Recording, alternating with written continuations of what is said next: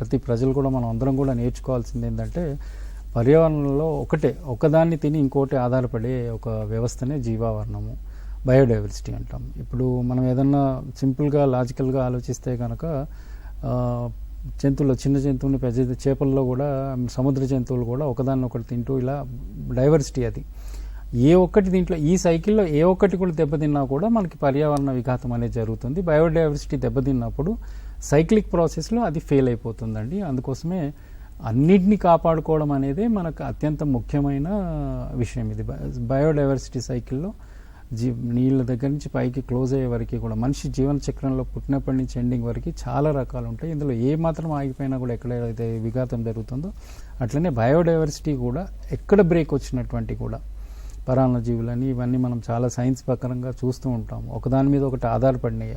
ఎక్కడ system break అయినా కూడా పర్యావరణ విఘాతం కలుగుతుంది.